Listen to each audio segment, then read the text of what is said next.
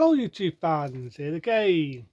And now I thought I'd talk about this. Now, you remember me talking about Dias, the first and second series of Dias? Why not the one what was everyone remembered? The one that launched it to be a soap when it used to be a TV series, and the one what made the series itself and also launched Larry Atman. That's right, the man himself, may he rest in peace, Larry Atman, in Who Shot JR, that being the third series of Dias. Who Shot JR, what lasted into the fourth series of Dias. Now, as we know, Larry Hartman was making it big in the series, would have been series at that time, in 1978, as the Ruthless JR. It's only when they got to the third series, running into 1979 and through to 1980, they decided to do another one, that being that How Can We Liven this one up on the third series of Dias. So they was thinking, well, what can we do? What can we do to make this a really good story, an edgy story? Now, they did a diff dander in the second series of Dias where Sue Ellen had a car accident and you didn't know whether she was going to be a goner or not. If you remember that episode of Dias, they decided, what can we do as a tiff danger in this one? So they decided to do one where JR gets shot, but you don't see who shoots him. You do not see who shoots JR. Now, anyone, be like who shot President Senator, would know this. Who's a big fan of Dias would know this. You know, it started off as Larry Atman in his office. It's midnight. He's walking about. He hears noise. Bang, bang, bang. I think it was 3 times. He falls down, and you assume he's dead. Obviously, he's not dead, otherwise it'll be the end of the soap. But you find out he's not when you get to number 4. And he ends up in a wheelchair. But as we all know, he doesn't last long in that wheelchair and he starts walking and dancing the river. But that's another story. So what happened when they did Who's Hot JR at the Diff Danger of Series 3? There was t-shirts, there was posters, there were mugs, there was everything. I mean everything. In 1980 was a popular day for Larry Atman. It was a popular day because they were selling t-shirts, they were selling mugs, they were selling all sorts, like repeating myself. And all it said was, who shot JR? Who shot JR? Now, back in that era of 1980, before us on BBC One had the luxury of finding out when they got to series 4, who shot JR, it got out the bag. It got out the bag who shot him. Obviously, the actor or actress or whoever shot him didn't even know this. Even they didn't know that they shot him because they did it in a way that nobody knew. And the way it ended in the third series had you thinking, the way he pissed people off. The bit where he shuts down Tiff Barnes' office in his face, which is pretty cool, but that's JR for you. And I love to see when he says to Bobby, nobody told me to do it. I did it all by myself. Like it's something to be proud of. I love that scene. It's just typical Larry Atman as JR. He must have had fun doing the role. He definitely had fun doing it, and he relished the role. You can see why.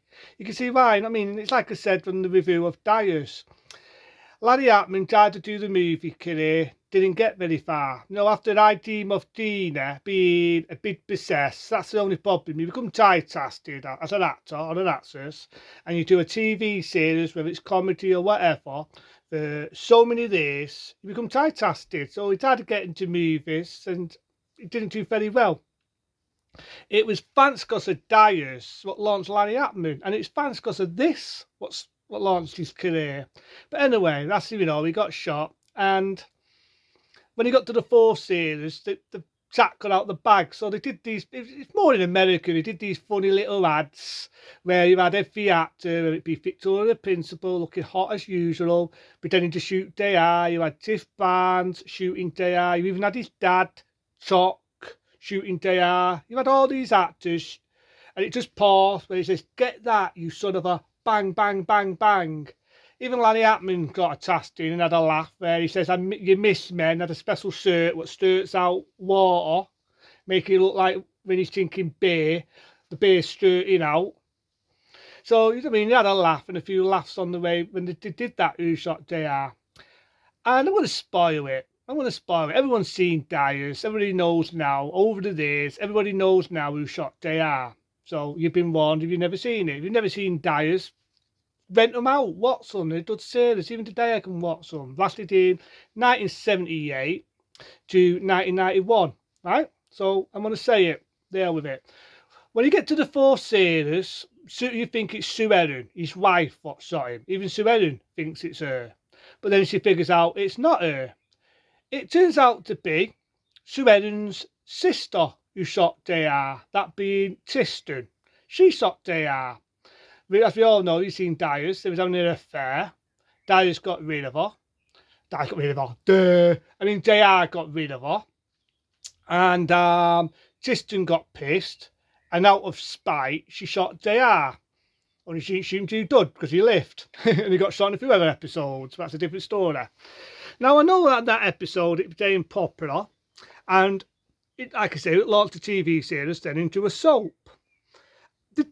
A couple of years later, I think in 1984, they did try another episode where it was who shot who. And I think they did one where you think that JR's going to get shot again. Lo and behold, it's not JR. It turns out to be his brother, Bobby Ewing, who gets shot. But I'll leave that maybe for another day. And it wasn't as successful as Who Shot JR, but thanks because of that, they did do a lot of other stories. Let's not forget the iconic story of Bobby getting killed and then getting resurrected 1 year later by a nightmare. So they did some pretty funny stories.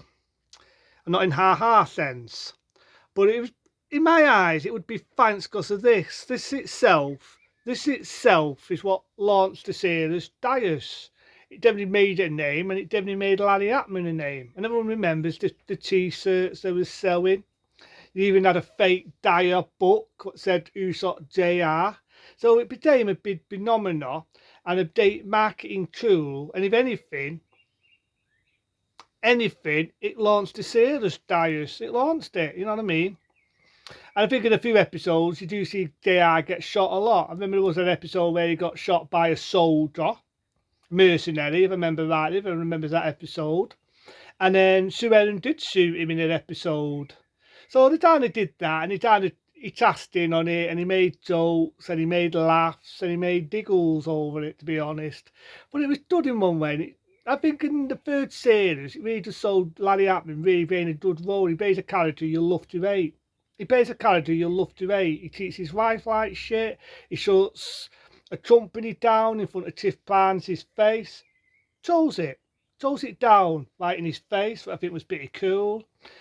He relishes it when Bobby says, "That's my company. Who told you could shut it?" Nobody did. I did it all by myself. You know what I mean? It's like he's proud of it. It's like it's something to be proud of. So he definitely relishes that role of being a character you love to hate. And it's ironic in many ways, because when Dyers come out, he had to have a bodyguard to protect him. I know all actors, and I know I said this before, all actors and actresses have got to have bodyguards. But he did, because a lot of people wanted to beat him up because of the role he was playing, being JR. Not realising that he's an actor, he's only playing the part, he's not in real life. You know, in real life, Larry Hackman was a nice person. He did a lot of charity work, like I'm in the shop. He did a lot of charity work.